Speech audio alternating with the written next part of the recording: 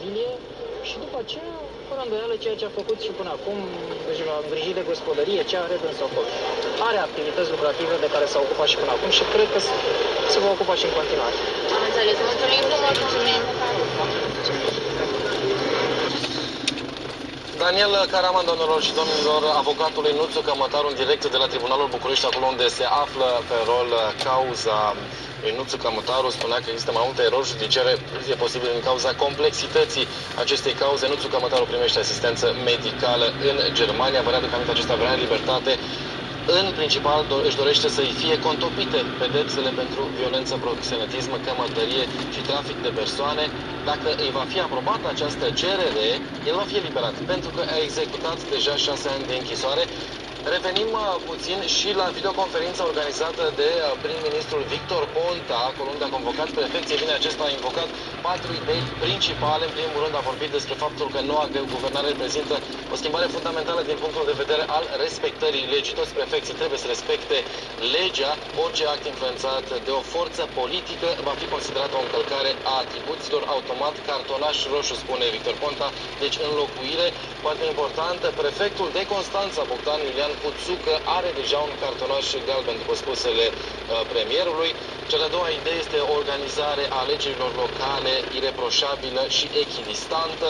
În al treilea rând, s-a referit la siguranța cetățenilor. Poliția și jandarmii trebuie să declanșeze acțiuni de combatere a crimei organizate, violenței de pe străzi, a clanurilor în general, și vor găsi în Victor Ponta un susținător. Iar nu în ultimul rând a vorbit despre pregătirea temeinică pentru situații de urgență, pentru a nu mai exista riscul repetării episodului din această iarnă.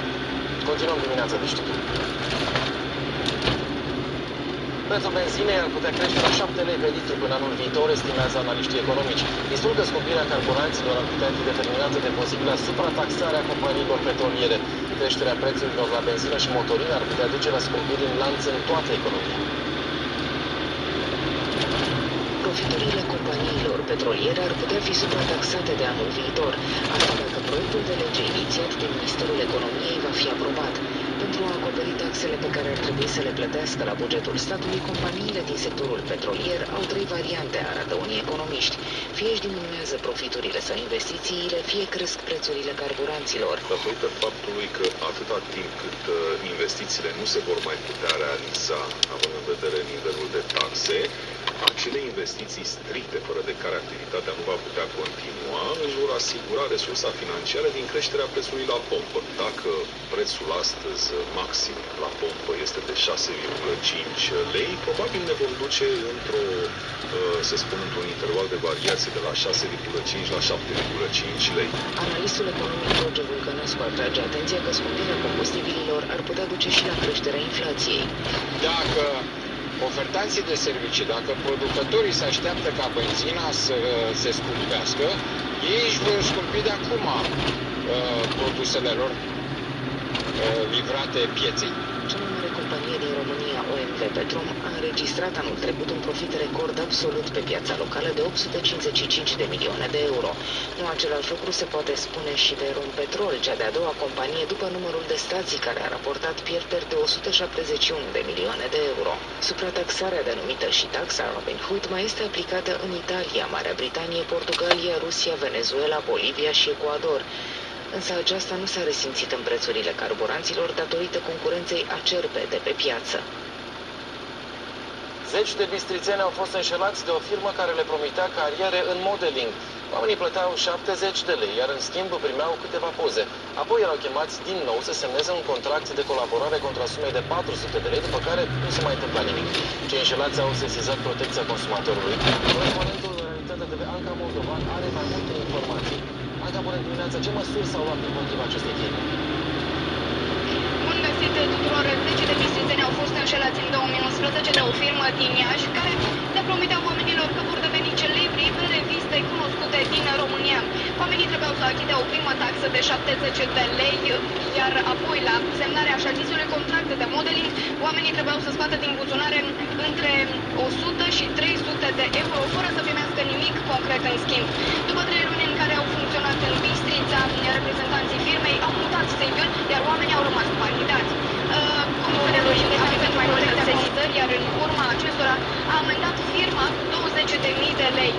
Reprezentanții firmei au făcut însă contestații, iar Tribunalul Bistrița a hotărât să transforme sancțiunea în avertisment, pe motiv că fapta nu este atât de gravă.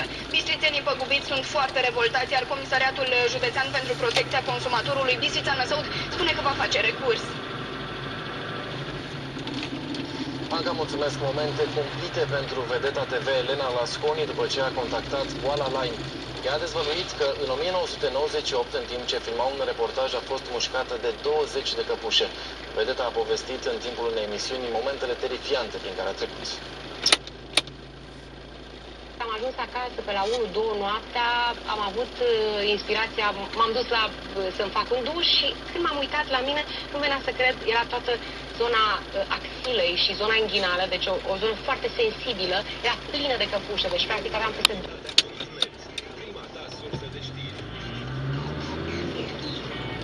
Intră în concurs și poți câștiga în fiecare zi o tabletă de ultra Wi-Fi și un e-reader Evo 2 de la Evolio.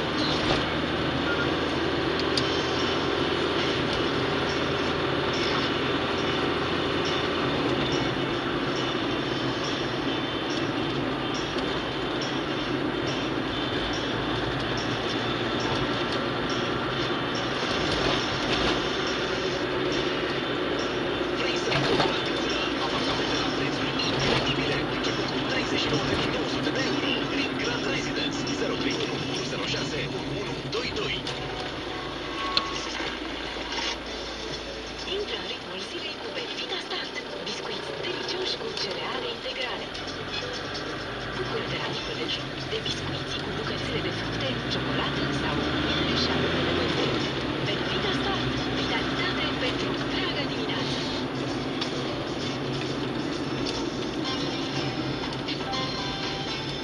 Pentru o viață sănătoasă, respectați mesele principale ale zilei.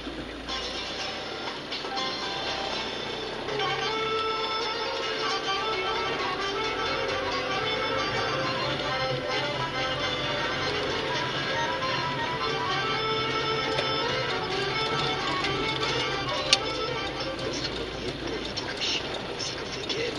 Mircea Eminescu gătește, cântă și face politică la Crătiță. În fiecare duminică de la ora 13, politică și delicatezuri. Numai la Realitatea TV.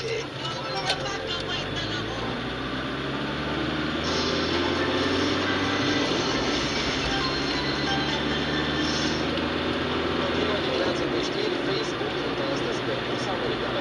Acțiunile cele mai populare platforme de socializare online vor fi tranzacționate pe piața Nasdaq. Iar Mark Zuckerberg, la doar 28 de ani, va deveni astfel unul dintre cei mai bogați oameni din lume. Partea sa de companie va valora 24 de miliarde de dolari. Listarea Facebook pe bursă îl va face și pe Bono, liderul trupei YouTube, mai bogat cu aproape 1,5 miliarde de dolari, pentru că deține 2,3% din companie. People want to go on the internet and check out their friends, so why not build a website that offers that friends, pictures, profiles? I'm talking about taking the entire social experience of college. Facebook este o rețea online creată într-o singură noapte într-un dormitor din campusul universitar de la Harvard. Au trecut doar 8 ani de la acel moment, iar Mark Zuckerberg s-a transformat dintr-un student anonim și modest în miliardarul celebru deja în toată lumea. I'm Mark Zuckerberg, M-A-R-K-Z-U-C-K-E-R-B-E-R-G. And would you describe yourself as the founder of Facebook, or how? Yeah. Facebook are deja 850 de milioane de utilizatori, iar anul trecut a obținut venituri de 3,7 miliarde de dolari. Makes it so addictive is that it's like living a second life. No one really emails anymore, but everyone's always posting on Facebook. Listarea Facebook pe bursa americană Nasdaq este considerată de mulți analiști economici drept evenimentul bursier al secolului. Investitori din întreaga lume așteaptă cu sufletul la gură să vadă la ce preț își va vinde compania acțiunile și la cât va fi evaluată aceasta. Dacă toate acțiunile vor fi vândute la prețul maxim de 38 de dolari, compania ar fi evaluată la peste 104 miliarde de dolari, cea mai mare sumă obținută vreodată de o companie după listarea pe bursa americană. Intrarea Facebook pe bursa americană coincide în mod fericit cu Roniu Media, cel mai mare eveniment al industriei online din Europa Centrală și de Est. Este ultima zi a evenimentului care i-a reunit pe toți greii din domeniu. Acolo se află și colegul meu, Cătălin Dosca, și la Biblioteca Națională. Cătălin, bună dimineața! Ce se întâmplă astăzi acolo? Bună dimineața! Vorbim despre o zi extrem de tensă, dat fiind faptul că se va vorbi despre internetul la modul în televiziune. Deci vorbim despre site-urile care pun la dispoziție contra cost filme, vorbim despre cinematografe online, dar și despre alte lucruri interesante.